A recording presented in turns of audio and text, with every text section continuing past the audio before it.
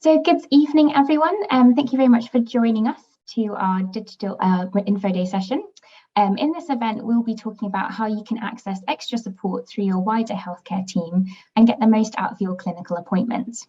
We'll also take you through the support that Myeloma UK can offer you and signpost you to organisations that may help in other areas. So a bit of housekeeping. First of all, the event is being recorded and will be available to watch on our Facebook page and website soon after. The structure of this webinar will be a presentation from our expert Sarah and myself, and then we will have a question and answer session at the end. If you would like to submit questions during the event, please use the Q&A box. If you'd like to speak with each other, you can use the chat option. We'll also be posting useful links in this throughout the event. Both can be found at the bottom of your screen. If you have a question and perhaps would rather not ask it this evening, or you think of one after the webinar is finished, you can always talk to your haematology team or get in touch with us via our Infoline service or Ask the Nurse email service. So to introduce myself, I'm Alice and I'm the Head of Patient and Carer Information and Support at Myeloma UK. Some of you may not be that familiar with Myeloma UK, so I'd like to tell you briefly who we are and what we do. Myeloma UK exists to support all those affected by myeloma and its related conditions, which include smouldering myeloma, MGUS, and AL amyloidosis. We are patient-focused and we aim to empower, inform, and support patients in everything that we do. As an organisation, we rely on the generosity and kindness of supporters fundraising and donating. Myeloma UK receives no core government funding, so your support is vital and we are truly thankful for all contributions as they allow us to continue working to help patients, their family and friends. So I'd now like to welcome this evening's expert, Sarah Blakey. She is a leukemia, myeloma and outreach clinical nurse specialist at Freeman Hospital in Newcastle upon Tyne, and that's part of the Newcastle upon Tyne Hospitals NHS Foundation Trust. So thank you very much for joining us, Sarah, and I'll hand over to you to start your presentation. Thank you, Alice. Hi, so my name's Sarah, and as Alice said, I've worked at the Freeman Hospital in Newcastle, and I've been a myeloma nurse specialist for 9 years now. So I'll talk about what the role of the myeloma nurse is and how we can really help patients and how we can signpost to other areas and to other healthcare professionals. I can mainly only talk about what's available in Newcastle and how we help patients, but some things may be more particular to your hospital that I might not be able to answer, but I'll try my best. Thanks. So what's the role of a myeloma nurse specialist? As a myeloma nurse, you need to be dedicated to caring for people with myeloma. And in order to do that, usually you've got to have had prior experience within haematology. So my background was the haematology inpatient ward, and many of the nurse specialists have came from either the chemotherapy day unit or from the haematology inpatient wards, or looking after patients having stem cell transplants.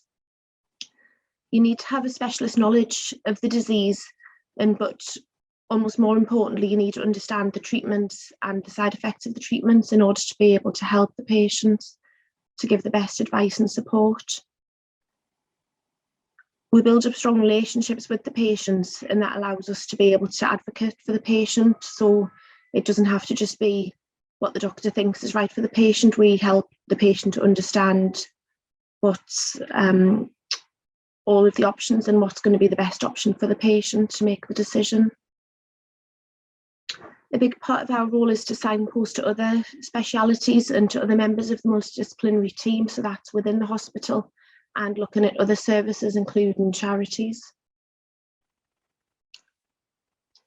We do our job by assessing patients from diagnosis. We should be there at diagnosis, and then we're there sometimes in the background or sometimes very visible on the day unit and in outpatients all throughout treatment. And then even at times when you're in remission, if you have any issues, ongoing side effects, and right through. And then we're there if people are having more palliative treatment. So all throughout treatment, and when not on treatment, we should be there to really support patients. We improve the quality of patients' care, and it's really important to have a nurse specialist. It's a requirement of all cancer patients that they should have access to a nurse specialist. and we should be there always to offer emotional support and health promotion and health advice.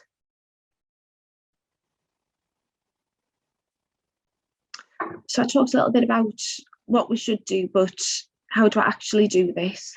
How do I do my role? So me and at Newcastle, there's two of us, two myeloma nurse specialists, and one of us should always meet people at diagnosis.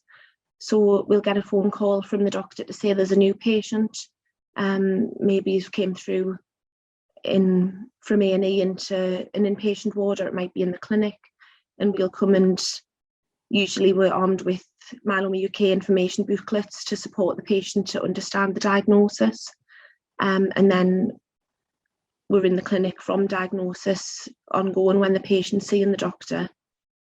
We'll be there, we'll sit in with the patient to hear the information, and then afterwards we'll often take the patient to our own clinic room so that we can just spend a bit more time answering the questions and going over things. In addition to being in the main clinic, we also are involved with nurse-led clinics, which are predominantly for the chemotherapy patients on oral chemotherapies. So once they're established on the chemotherapy and they're stable, then we'll be the ones that are assessing and reviewing the patient's ongoing issues and just speak to the doctors as and when needed. We also spend a lot of time on the chemotherapy day unit, seeing the patients when they're there, and continually assessing to make sure that they don't have too many toxicities or side effects. And if they do, then we would look at if there's any changes, dose reductions that we can offer. If any of my patients are watching this, they might think that I'm not always there as much as I'm saying now, but we are very busy, but we always give our patients our telephone number, and they know that they can contact us at any time if they've got any questions, and so they don't have to be at clinic that they wait for the questions to be answered. They can ask us any issues they've got, they can ring us up at any time. And so a lot of the work that I do as a myeloma nurse is on the phone, is supporting patients in between clinic appointments and between the chemotherapy appointments. And then something that we used to do a lot and was a really great thing for patients was the myeloma support group. And me and the other myeloma nurse specialist, along with the social worker, we facilitated the support group, and that was really beneficial for patients. But unfortunately with COVID, it had to be put on hold. None of the patients felt that they wanted to attend a face-to-face group, but we're just in the process of setting that up again. So I think that's a really important thing.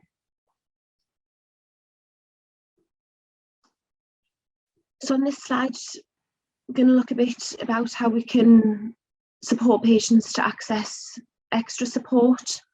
And I think the key message that I would really like to get across to patients is to talk to the nurse specialist or the doctor by talking to us and building up a relationship so that we can understand what your needs are. That's the most important thing, I think.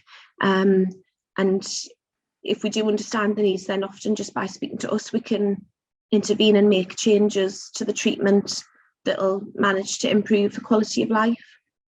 But if making changes with us or speaking to us isn't helpful or isn't helping enough, then there's loads of other people available and lots of other support available. So it's really important that patients are honest with us. They need to explain what's the most important need for them. And if they have any issues such as pain or peripheral neuropathy, or they're not sleeping because of the steroids, then we need to know that. And we do find that patients will often not want to tell us the side effects because they want to just have the treatment at all costs. And often it's much easier to make changes and improvements if we know about things early. So I think the most important thing is being honest with us and building up a good relationship with the nurse specialist and the doctor. When you speak to us, then we're able to signpost to lots of other services, and the nurse specialist will know within the hospital and in the community. So we're very lucky that we have a lot of help and support available. We have a Macmillan Information Centre, which is situated in our outpatients, in Macmillan are able to provide welfare rights officers that will help with financial issues. They help to do the PIP payments and applications for grants. We then have the Maggie Centre, and they provide lots of different support groups. There's the hospices. We use 2 hospices local to us, and a lot of my patients will have their bisphosphonates or blood. It's a bit nicer in our day unit, and when they're there, they get access to complementary therapies, the physiotherapy, occupational therapist. All of these things are available, but they just need us to be aware of it and us to do the referral for it. We do have physiotherapy, occupational therapy, psychologists within the hospital as well, so we can often refer on to them. And quite a lot of patients need palliative care nurses, and they can be essential in helping to manage pain, which is a big issue for patients with myeloma. And then there's some charities that you can actually just refer in yourself. So at Newcastle, we have a charity called Coping with Cancer, and they offer acupuncture and massage, which a lot of our patients find is really useful for peripheral neuropathy and pain. And patients can actually just access that themselves, but obviously they're not always aware of it. And so if they speak to the nurse specialist, then we can advise them on what is available. Another source of information is the Myeloma UK website, and on there they've got access to the nurse and the forums, so they can speak to other patients and find out what's available or what's been helpful for other patients. Because I think by empowering patients and building up their knowledge, then they can ask for more help. And on the bottom there, I've put attend a local support group, because I think when patients are able to share their experiences and explain what things have helped them the best and what's available, then other patients will learn from that and benefit from it.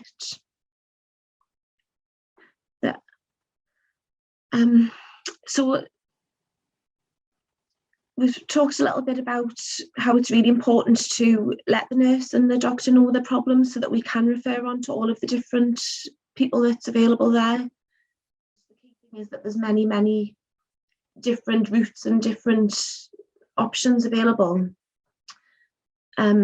But so this slide's just looking at how you can actually get the most out of the clinic appointments, because I know you get a little time in clinic and might want to listen to the doctor was doing, and so we don't always think about mentioning the issues that actually the more practical issues that are the things that affect your life the most. So when you attend a clinic, our clinics with COVID have had to change, and we regularly have staff shortages, in which we don't always know about until on the day. And so I would say it's really important to be patient with us at the moment, and just to come prepared that there may be delays. And so I recommend that patients will come with a book or a crossword or a distract them if the clinic is running back. Because we Sorry, Sarah, you just cut out for a second there. Oh, sorry. Oh, that's fine. This happens. It's a live webinar. I think just back to where you said it might be worth patients bringing in a book or something. Okay. Yes. So the clinics do run late, which I'm sorry, that's not good, but we're trying our best, and we do have every day we have staff shortages that we're not always aware of. And so if you bring a friend or bring a book or something to distract you, and have lots of time as well, then I think arriving at the clinic in plenty of time so that you're not feeling stressed and you feel calm, then that's really going to set up the clinic to be the best it can be. I have one patient who used to always be really stressed in the clinic and rushing, and then afterwards would phone me up and want to go over things because we hadn't been able to discuss it in the clinic, but she had to pick up her grandchild afterwards, and so we changed her clinic time for a start, but also she's now made that day a day that she doesn't have her grandchildren, and that she she goes for a nice walk after the clinic, and she's just told her family that that day she has to just focus on herself and on the clinic, and that's made a big improvement to her experience of it. And now we have to keep her to not staying too long because she wants to talk more, because previously she just found the clinic so stressful because she was always in a hurry for the next thing. So I think looking at the whole thing as a bigger picture is really useful. But so arriving in plenty of time, but then also being really prepared in case the clinic is delayed so that you're not going to feel too stressed. I've already said bringing a friend just to distract you in the waiting room, but I think bringing a friend or a family member to clinic is so important because it gives you the opportunity to have another pair of ears and somebody who can take notes while you're talking to the doctor. And we always welcome if you bring notes and come prepared with questions. Although I would say that's great, but equally I'm there at the end of the phone in between clinic, and so I don't want people to have to wait until the clinic if they've got something that they're worrying about or they've got any questions. Then I would urge them to ring me actually before the clinic, and that can be useful as well, because then I can speak to the doctor about it and can have a little think about the best way to help, so that when we see the patient in clinic, we're more prepared. So definitely I would say ringing people, ringing the nurse beforehand if you've got any questions, and then coming prepared with questions and notes and a pad of paper to write answers down.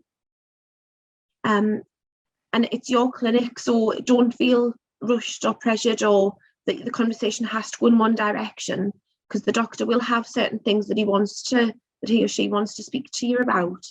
But it's your consultation, so feel free to stop us and say, actually, I'd like to talk about this. This is the issue that I've got at the moment. And also, if there's anything that you don't understand, ask for it to be explained. I would hate for anybody to leave the clinic feeling confused or worried when there's no need to be.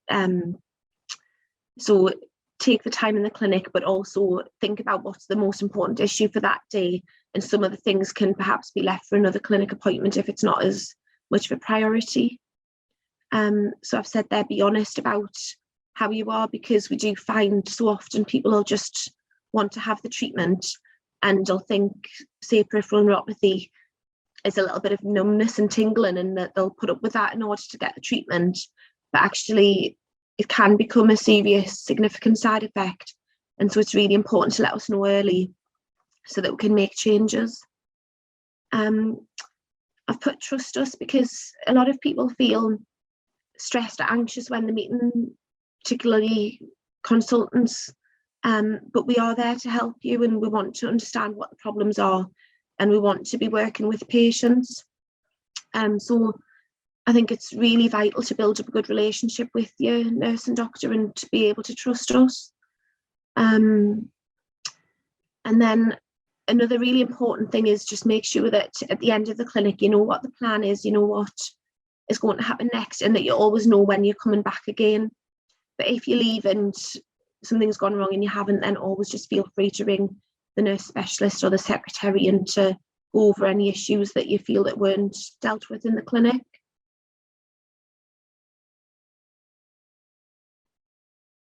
And so with COVID, a lot of things had to change, but one of the biggest changes was that we converted a lot of our clinics to telephone appointments or virtual appointments. Although we did a lot less virtual appointments, we found patients predominantly wanted more telephone than online appointments.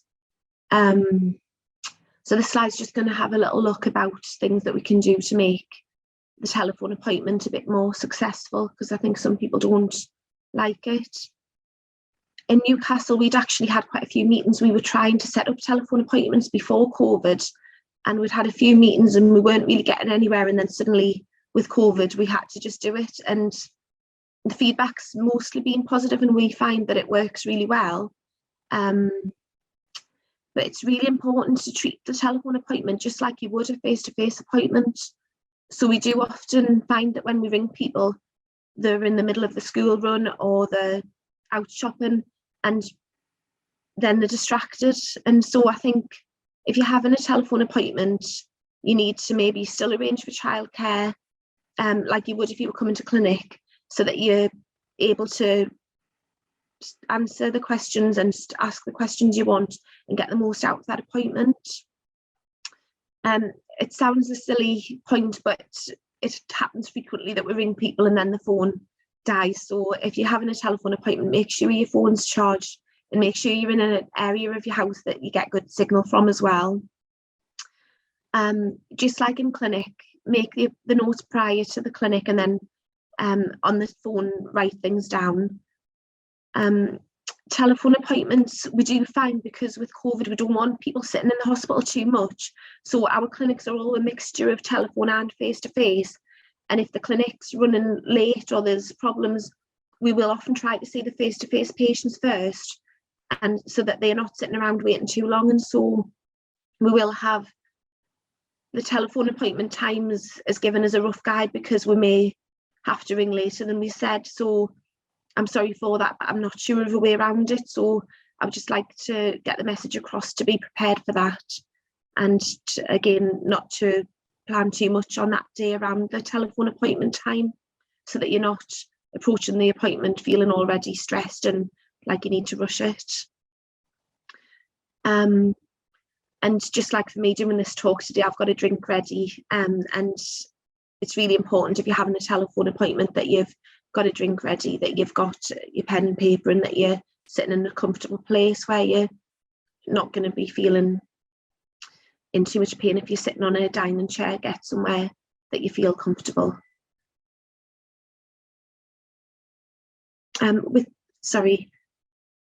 With the telephone appointments as well, I think other areas do it slightly different to us, but the way we found works best is that we have our patients usually attend the hospital in the week prior for blood tests, as they are obviously so important in order to check the myeloma response and full blood count, biochemistry, kidney function.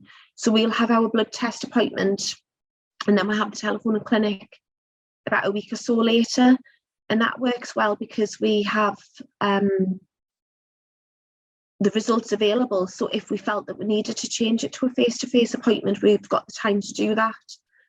But it's quite often we find that things go wrong with appointments, and that the blood test appointment happens after the telephone appointment. So I think a key thing would be for patients to just try to be mindful of that it is really useful if we have the blood test appointment at least a few days before the telephone appointment.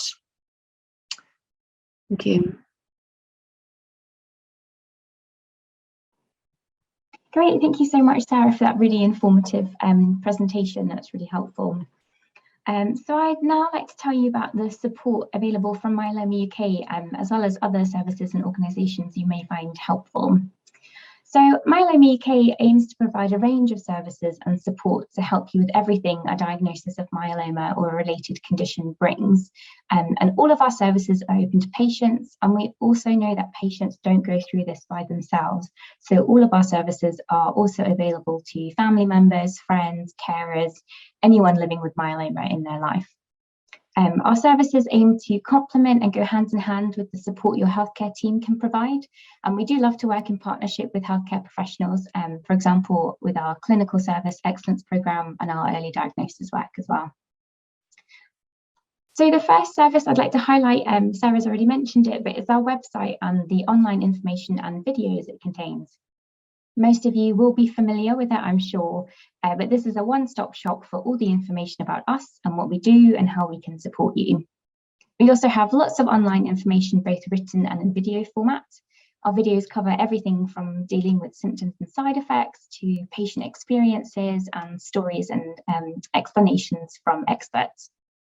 So I encourage you to visit the website, and you can find the latest news, articles and blog posts and keep up to date with the latest developments in the myeloma world. Our recently launched tool available on our website is our emotional wellbeing tool. So we know the last few years have been very challenging for us all, and particularly myeloma patients and family members, what with all the shielding and uncertainty that went with COVID, as well as just generally living with myeloma. So we developed this tool with psychology experts and patients to provide you with something to help you manage your mental and emotional well-being. It's very interactive. There are videos, activities, and pieces of information to help you develop strategies to manage your well-being.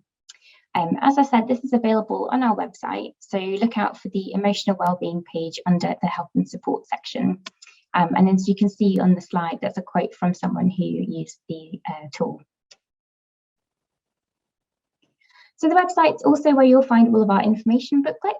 We have about 90 publications, and these are all available to download from the website. Some are also available as a hard copy, and you may get them from hospital, as Sarah mentioned. Nurses and doctors do tend to hand them out. We cover everything from introductory information for newly diagnosed patients to treatment, drugs and development, living well, and relapse and palliative care. All of our information is accredited, so our processes are robust. We use reliable and trustworthy evidence to create them. We incorporate patient and family perspectives, and healthcare professionals also check over them. And we do all of this to ensure we're providing the best information for you in an accessible and trustworthy way. Now, if you're interested in hearing about the latest news, we also produce a magazine full of research, hot topics, and more patient and carer experiences. That's called Myeloma Matters, and you can subscribe to that via our website or by calling the office. If you'd like to hear from experts on the subject, we have our patient and family events, just like this one. We run a variety of them throughout the year. And if you miss one of them, you can always watch it back on catch up on our website or on Facebook. And all of our previous online events are available on the website to watch back at any time that suits you. We also do run in-person events when we can, and we'll finally be able to have them again, hopefully towards the end of this year. And these are our Infodays. So please keep an eye out on our social media and our email channels to hear more about that. They are a really great chance to meet others in person as well as hearing from experts and asking more questions. Now, if you have questions or you want to talk to someone directly from Myeloma UK, we have two services that are run by our information specialists. The first of these is our Myeloma Infoline, and this is a free phone helpline that provides information, support, practical advice, and all important listening ear. Calls are free and have no time limit, so you're welcome to ask any and all questions you have about myeloma. And I know sometimes it can be a bit nerve-wracking picking up the phone, but all of our team are lovely, and there's no silly question. We're here to support and listen to you. So do just pick up the phone if you want to ask us anything. But if you prefer typing to talking, you can email our information specialist through our Ask the Nurse email service. Emails can be sent to the address you can see on the screen there, or we also have a form. So that's myeloma.org.uk/ATN. You'll get a response from one of the team, and this service, as with the Infoline, runs Monday to Friday, 9 till 5 p.m. You can, of course, email us outside of those times, and we'll respond to you within those working hours. And if you call outside of those times, you can leave us a message and someone will phone you back if you leave your number. Now, while information is vital, sometimes you might want to speak to someone who's going through what you're going through so you don't feel alone. And we have a number of services that enable you to talk to other patients or family members and friends. And the first is our support groups, and as Sarah mentioned, these groups have been changed quite a lot by COVID, but in general, these are groups of patients and carers that meet regularly. They're run by patients or healthcare professionals, or sometimes both. And each group is a little bit different, and it's up to the members to decide how they want to run it. So some groups are more formal and they might have speakers and guests join them, and others are more informal, and it's more about sharing experiences, having a chat, catching up over a coffee. So they take place both online and in person, and they're all around the country. So you can head along to our website to find out where your local group is and details about where and when they meet. And as with COVID, it's quite important to go and check what is happening with your group and if it's online or in person. If you find there isn't a support group near you and you're interested in setting one up, do get in touch with us and we'd be very happy to talk to you about it and what that would involve. We also have a number of groups that are online only, including a group for people in their 50s and below, and a brand new one for family and friends. So if you're interested in them, do have a look at them on the website and sign up. There's also the opportunity to join with people from all around the UK at our online national support group meetings. So if you don't have a group near you, or you want to chat to people who don't live in your area, those national support group meetings are a great place to do that. Alternatively, if you'd prefer some one-on-one support, our newly launched this year peer buddying service might be what you want. This service, we will match you up with someone who also has a lived experience of myeloma, and they've been trained to provide support. And you will have up to 6 sessions with them by phone or video call. And you can use this time however you like. You can talk about anything you need to. It might be treatment, side effects, emotional well-being. This is really just a great opportunity to get in-depth support and get to know someone who's also living with myeloma. And so you can access this by filling in a referral form on our website, and the address is just on the slide there. Or you can give the Infoline a call and we can talk you through it. Again, if you prefer chatting with someone online, we have our discussion forum. So this is attended by wonderful peer discussion forum volunteers who make sure that your posts are responded to, and they share their experiences. So the forum can be accessed day or night, and I'm sure there are some people who would find it beneficial to have someone to talk to when it's late and the DEX is keeping you up, for instance.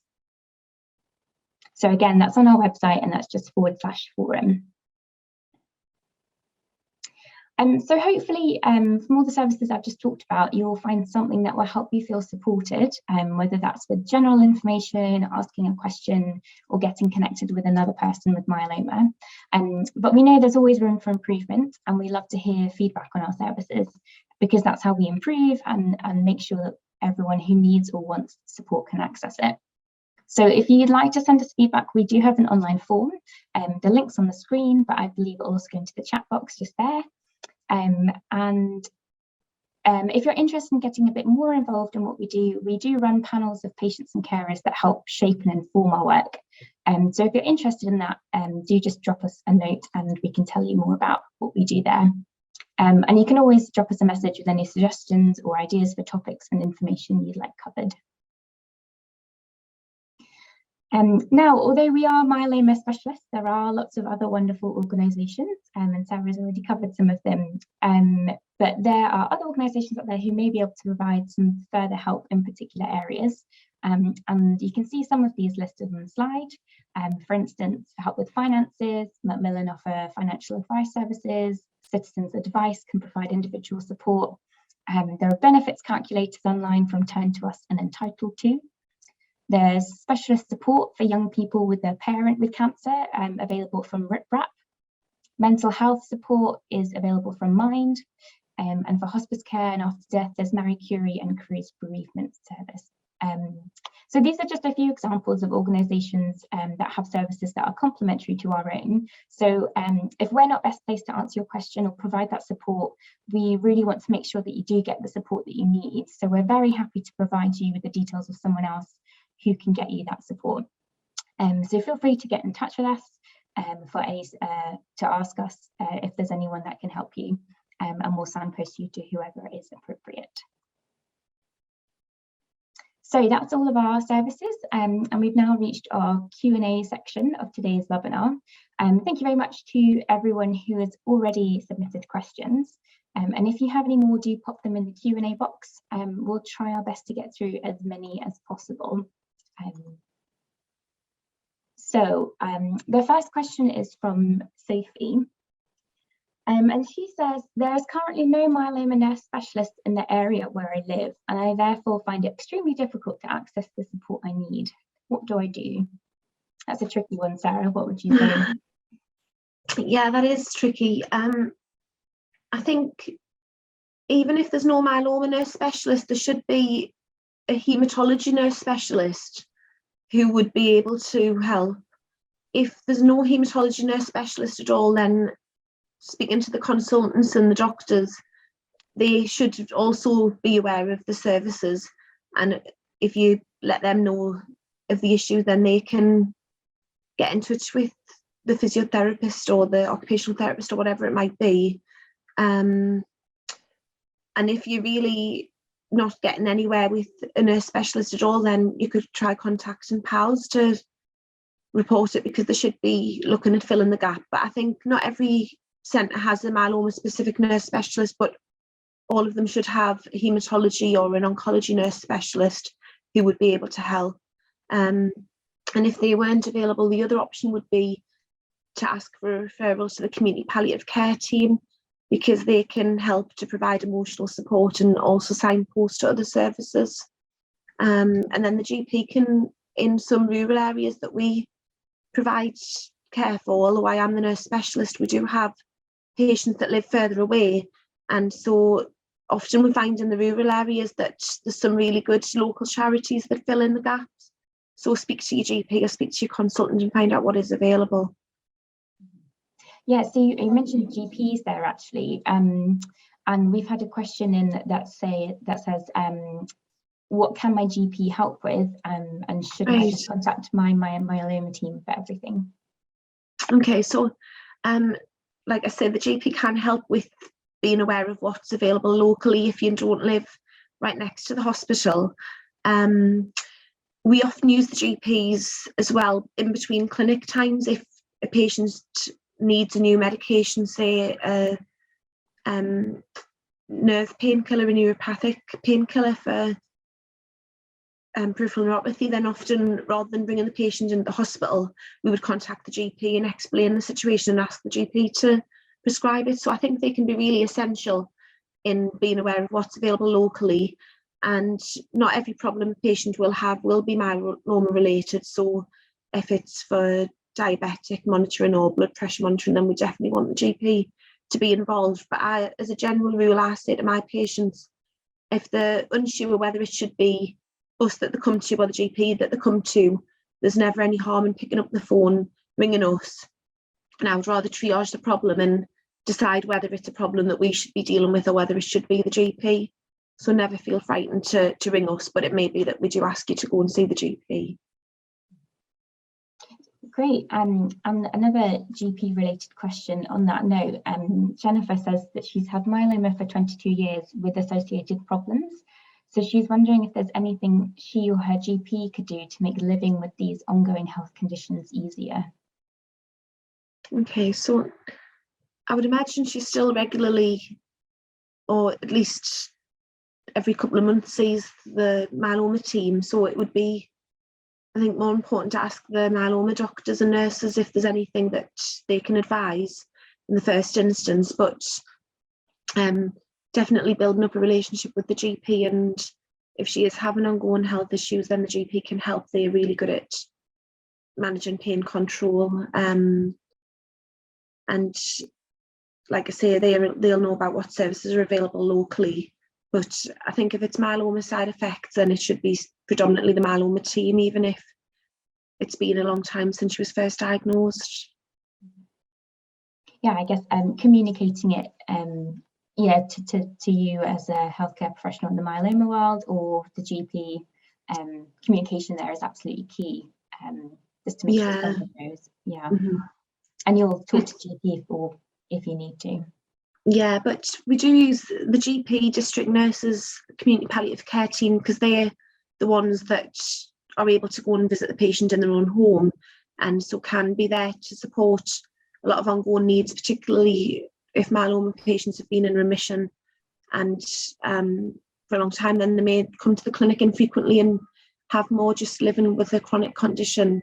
So then it might be best to see the GP, but I would always rather run any problems past the myeloma team first. Oh, great, thank you.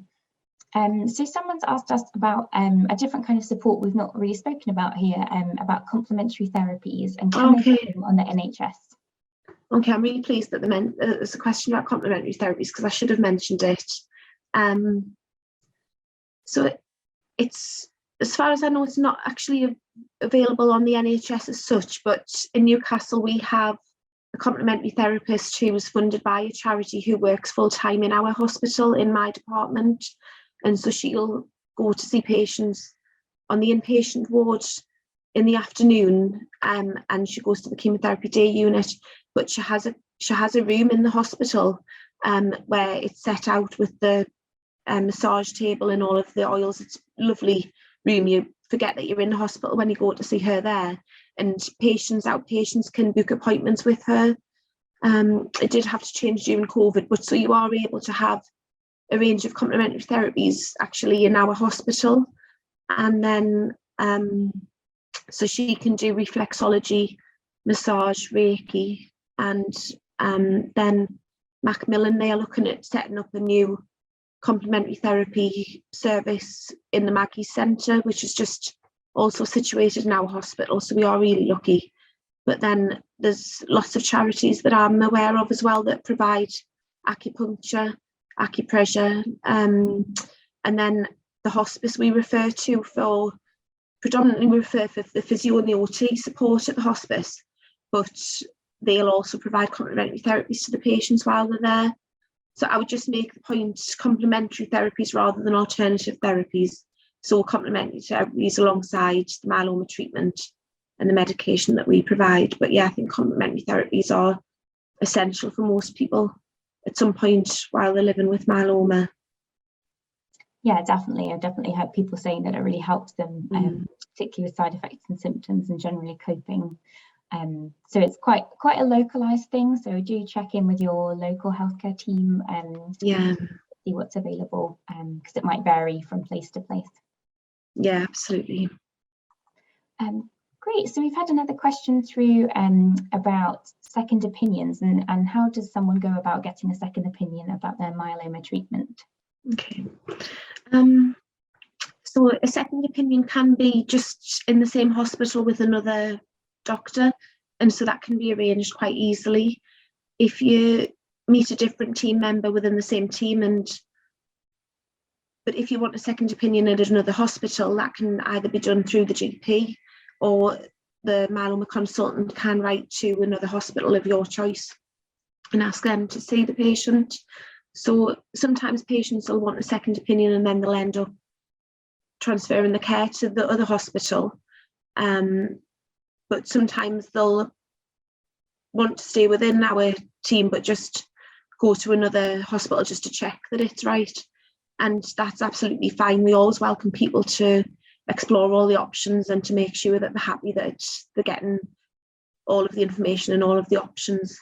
And I really strongly advise patients as well to contact the Myeloma UK nurses because they're anonymous. So whereas I hope my patients get to really build a good relationship with me, they often at the beginning might feel a bit nervous or embarrassed or awkward about asking some questions. And so I think it's really important that they seek a second opinion in the form of contacting the Myeloma UK nurses. But yeah, if they want a second opinion with a different doctor, then it can be arranged either through the GP or from the myeloma consultant, and no myeloma doctor would ever take offence or upset. They should really welcome it and encourage it if you do have any concerns or worries, or you just want to make sure that the information that you've been given is correct. Yeah, and we've been asked what someone should do if they have a problem with their healthcare team. And Eddie in particular has just said about the hospital staff always seem very busy, and that deters him from wanting to burden them with their additional concerns. What advice would you give to someone with a problem with their team? I think in the first instance, speak to the team. So voice your concerns or your or what the issue is. If it is always busy, look at if there's a better time or a better clinic. And if by speaking to the nurses and doctors you still don't feel that you're being listened to or that the problem's being really tackled as well as it could be, then all hospitals have a system called PALS, Patient Advice and Liaison Service.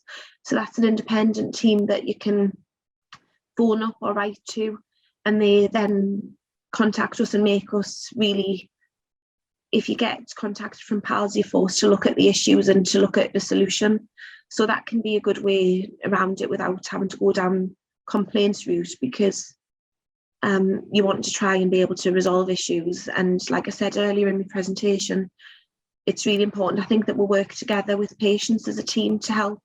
So we need to know that we're providing good care and keeping the patients happy with how they would expect the clinic to run, but the clinics are having lots of issues, partly due to COVID staffing issues. So some things might not be able to be changed, but there's lots of ways around it, I think, that they could look at if they just speak to the doctors, nurses, or contact pals.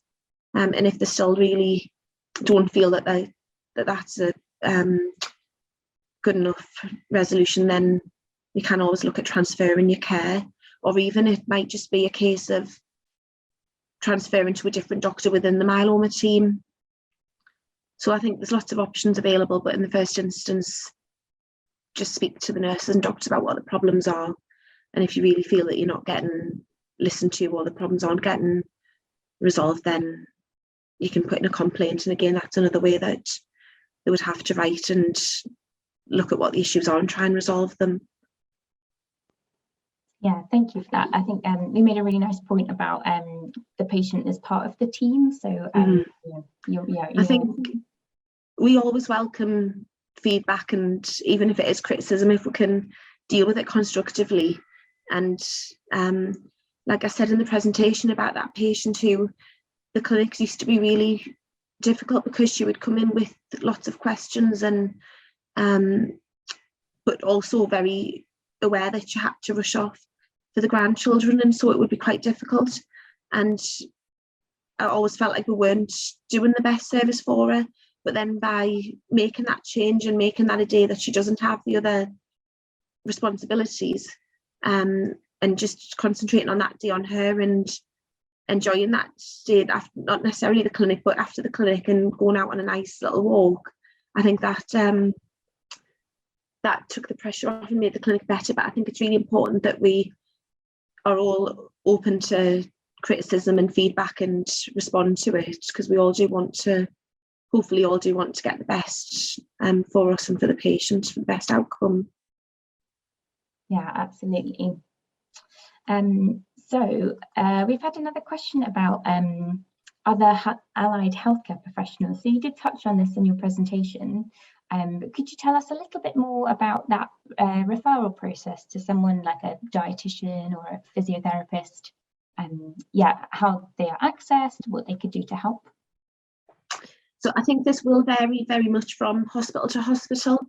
So I can only really talk about in my hospital and what's available, but the first thing is you need to find out what the problem is from the patient, because there is so many different help available, like psychologists, counsellors, and welfare rights officers to help with finances, dietitians, physios, OTs, complementary therapists. So we need to know what the issue is, and we'll do that through a holistic needs assessment usually, or just in the conversation in the clinic. But then we have a dietitian who's based in the hospital who can see patients when they're in inpatients, for instance, when they have the stem cell transplant. But she also runs a drop-in session one day a week at the Maggie's Centre across the road. So I can just signpost patients to go to that drop-in centre for dietitian referrals. For the physio, we do struggle, and it's something we're looking at, to have a physio actually within the hospital that'll see outpatients, because they're very good for inpatients, but we don't have one for outpatients. So we tend to use the hospice, and we can refer, it has to be the nurse that refers to the hospice, and then they can have the physio and the occupational therapist. And then we use the Macmillan Information Centre to signpost patients to the welfare rights officers to help with finances, and we have social workers who can help with social needs, housing. So it's usually the nurse specialist that does the referrals to whichever allied healthcare professional it is. The GP could also do a lot of these referrals, and there is actually community rehab teams available that, so if the hospice isn't, if the hospital isn't as big a hospital like the Freeman, but it's a smaller district general, for instance, the GP would also be able to know what's available in community rehab to refer to community physios and OTs. So it sounds like your nurse should be your first port of call, and then they'll be able to tell you about everything else. And you should always say kind of all of the problems that you're feeling and facing, in case there is something that can be done. But I think to go back to that question of the person who doesn't have a nurse specialist currently, there'll still be nurses in the outpatients or on the chemotherapy day unit, and they should also be very aware of what's available and be able to do the referrals if there was no actual nurse specialist. Great. So someone has asked what they should do if they have an out of hours problem. Okay, so again, this would be variable depending on hospital to hospital, probably. But I would say, so I think the first thing you have to do is ask your own healthcare team, your own nurse specialist or consultant what the policy is in their hospital, and they should be really forthcoming with that information when you start on a new chemotherapy or when you're newly diagnosed. But if you don't have that information and you don't have a dedicated line, because in my hospital we have a 24-hour number, which is a helpline number, and so that would be our first port of call, would be to ring that number 24 hours a day, 7 days a week, and there'll always be somebody in our department who would triage it and decide whether you need to come into hospital that night or whether it can wait till the next day or whether they should go to A&E. But if you don't have that option, then it's really important with myeloma and on chemotherapy that you do seek help promptly if you have any problems. So you can always ring 111 or go to A&E. But I think if you do have to go to A&E or ring 111, then it's really important that you explain that you've got a diagnosis of myeloma and if you're on chemotherapy. Yeah, I think also depends on what the emergency is. For instance, if it's a mental health one, we would definitely encourage you to phone like Samaritans or someone like that as well. Yeah. Thank you for that. So Eddie's asked about telephone appointments, and we covered this a little bit, but they found that telephone appointments have become a bit of the default, but they're not necessarily the best for patients, especially if they feel like they can't discuss everything that they wanted to. So what advice would you give in that situation? I think if they really don't feel that telephone appointments is the best thing for them and they would like to be seen, then that should always be an option. And we've always done a mixture of telephone and face-to-face for our patients, and we try to maybe do a couple of telephone and then every third one be a face-to-face, just so that we are still seeing the patients, because there's certain things that you do assess when you see the patient in real life, like how they stand up from the waiting room chair and how they're walking into the clinic room. You can tell a lot about the mobility and if they're in pain just by assessing them. So I think it is important to have a face-to-face appointment if that's what you'd prefer, and it should be an option. But then I also think that you can get a lot of out of a telephone appointment if you have the blood test done before and if you prepare. But there's some patients that have hearing problems and a telephone appointment will never work if they lip read, for instance. So I would say, again, like everything, speak to your nurse, speak to the doctor or the secretary, and just explain that the telephone appointment isn't really your preferred option. And now that we're coming out of the pandemic and opening up a bit more in the hospital, then if somebody wants a face-to-face appointment, they should definitely have it. Yeah, I think it's worth reiterating that there's no harm in asking for any of these things, and I'm sure most teams will try and accommodate any of your needs, yeah, particularly around now being able to come into hospitals more. Yeah, we have had a couple of occasions where, due to staff having to self-isolate or things like that, that with quite short notice we've realised that we're not going to have enough doctors and nurses in the hospital to do the face-to-face, and so we have to phone the patients and convert it to telephone. But the other thing, when you're doing a telephone appointment, if the doctor identifies any issues or if the patient explains about any issues that they're having, then they should be offered another appointment quite soon after. So even if it is a telephone appointment in the first instance, I think that should be able to be followed up quite quickly by a face-to-face if any problems are identified at that consultation. Great, and I just wanted to reiterate as well that it's fine to phone you in between appointments. Is that right? Absolutely.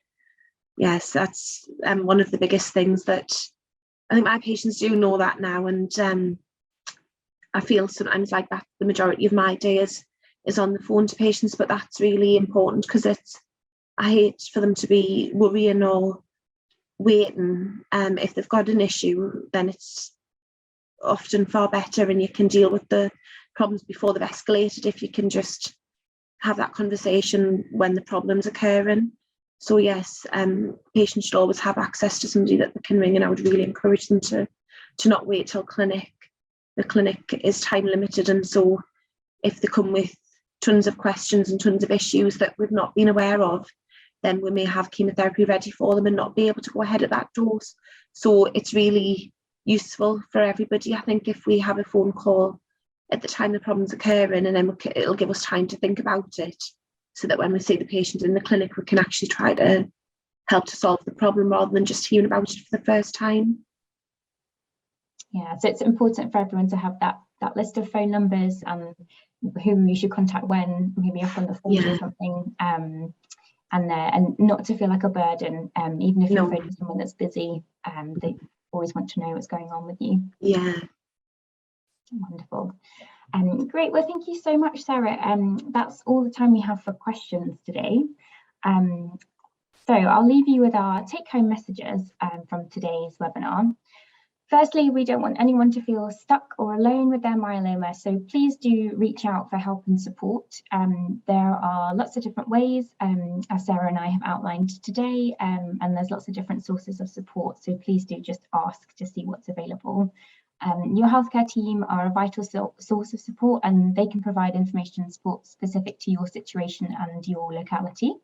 And Myeloma UK is here to support you with whatever your diagnosis brings. So I encourage you to get in touch with us so that we can provide information, answer questions you may have, and connect you with others. And as a reminder, here are all of the services that I spoke about earlier.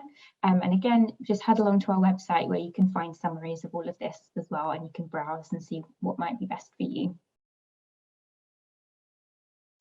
So we've come to the end of the webinar today, and now leaves me to say thank you so much, Sarah, for speaking and answering those questions. And thank you very much, everyone, for joining us with this event. We hope you found it helpful and informative. If we didn't manage to answer your question, or this has brought up some new questions, please get in touch with us. You can do that via our Infoline or our Ask the Nurse email, details of which are on the screen now. And you can, of course, rewatch this webinar on our Facebook page, and it will be available on our website soon. So thanks to our supporters, Myeloma UK is able to provide free digital events like this one for patients and their families. And if you'd like to support the work of Myeloma UK, please visit myeloma.org.uk/donate. Keep an eye on our website and social media channels for announcements of further digital Infoday sessions. And once again, I'd like to say thank you for joining us, and I hope you enjoy the rest of your evening. Thanks very much, everyone.